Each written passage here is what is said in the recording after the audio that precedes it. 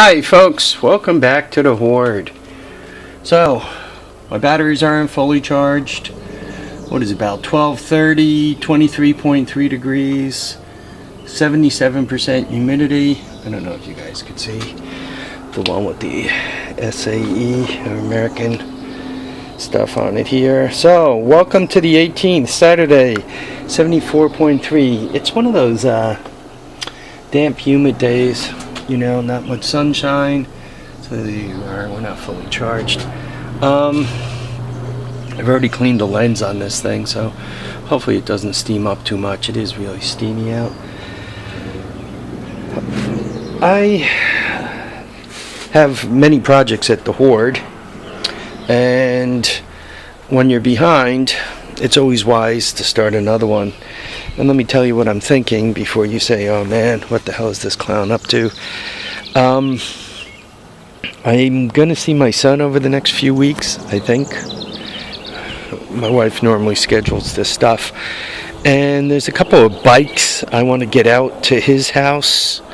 One of them, let me just show you real quick, because we got to dig it out of here and get it down to the driveway and do something with it. But one of them is this Champ, and you guys might remember I got it fired up not that long ago, but it's been long enough where I gotta go through the whole thing all over again, and I guess we'll do that together, right? It never hurts.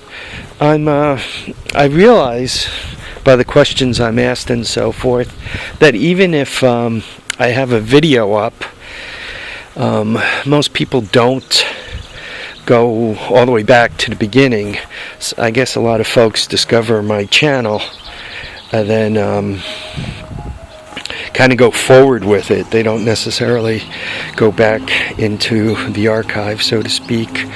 It probably would help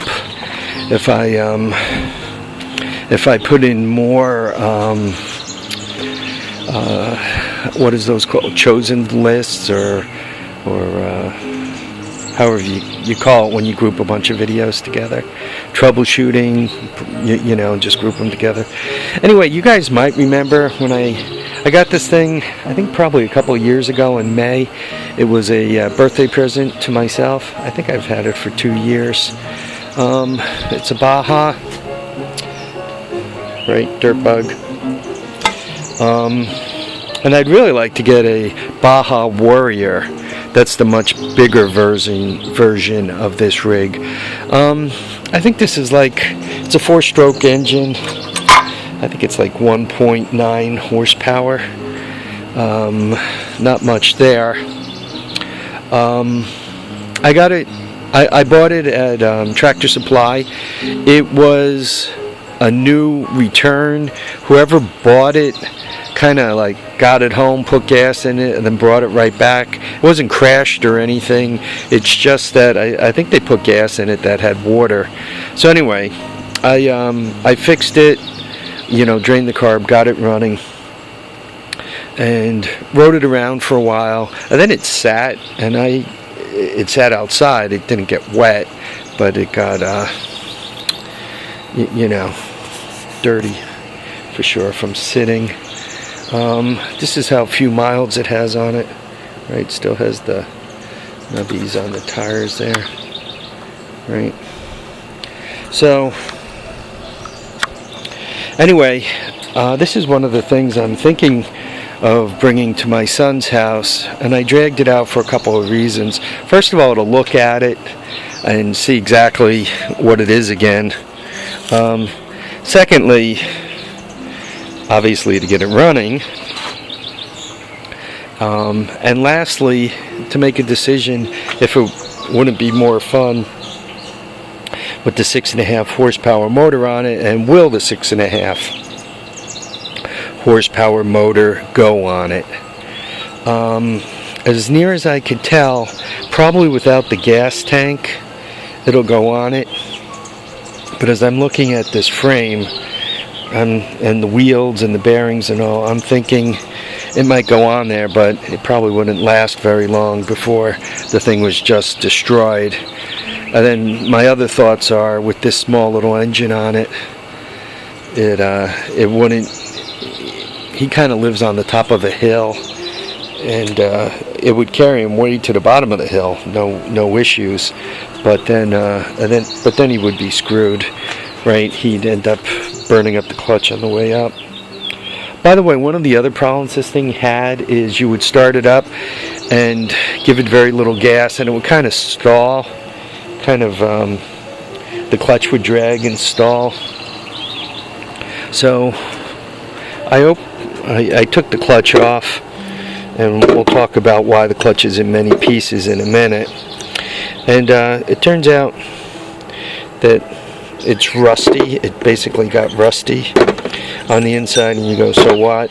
Well, when you're rusty on the inside and the shoes come out, they have a tendency to grab, I think I'm showing it to you, yeah, and stall it. So basically I need to go in here and clean all that rust up, clean the shoes up. The spring's good, and it seems to be tight, and the clutch, I mean, I think it's that's the only markings it has on it by my thumb, but it looks like it's in pretty decent shape. The bearing's in pretty decent shape, so I'm going to try cleaning that up and putting it back together again. Right now I have the carburetor off, and to take the carburetor off, you got two bolts right here. You get the air filter off and all that. Then you take the governor off on the bottom and kind of wiggle the linkage off.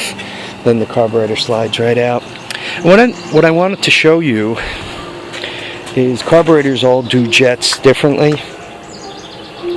So, I mean, obviously the bulbs on the carburetor, right, it just bolts on. Then you got this jet inside that you kind of have to unscrew. Once again, the one-handed man here, we'll see how he does. I cheated, I already have it loose.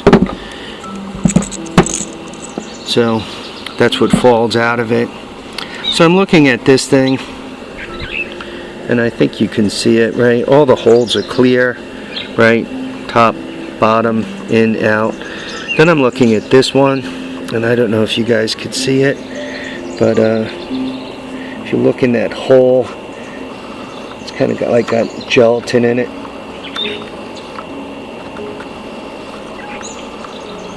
So hopefully you guys can see that. So anyway, I'm going to clean this out.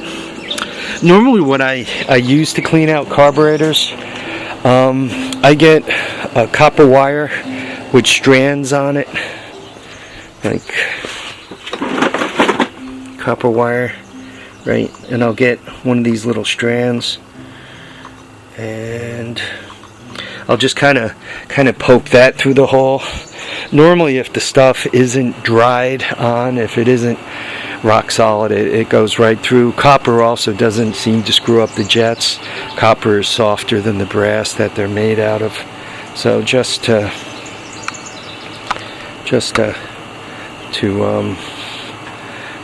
go through it. So what I'm going to do is I'm going to grab a piece of that strand of copper wire I just showed you.